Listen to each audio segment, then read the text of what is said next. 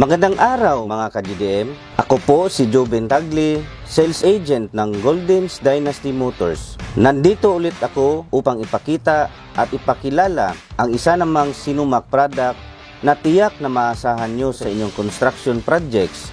Ito ang Sinumac 5-ton Wheel Loader 955T. Sa mga hindi pa pamilyar sa Sinumac brand, ang Sinumac ay isa sa mga pinakamalaking exporters ng construction machinery sa bansang China. Kilala ang brand na ito sa iba't ibang bansa dahil sa husay ng pagkagawa ng kanilang mga produkto.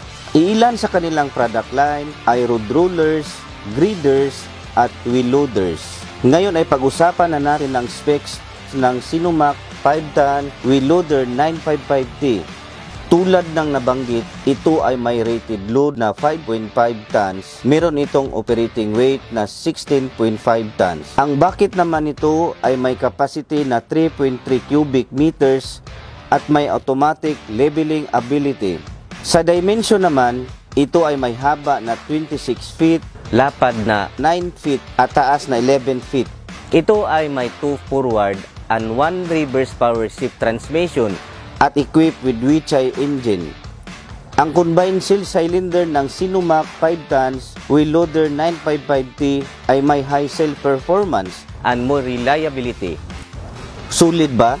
Kung ang mga nabanggit na specs ang kailangan nyo sa isang wheel loader, usap tayo. Sa Golden's Dynasty Motors, madali at mabilis itong mapapasa iyo dahil sa aming fast approval and hassle-free financing assistance. Low interest rates pa. Meron din tayong after-sales service, warranty at rescue support services.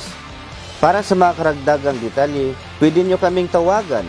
At kung nais nyo itong makita in actual, pwede nyo kaming bisitahin sa aming showroom. Kita-kita tayo mga ka-GDM.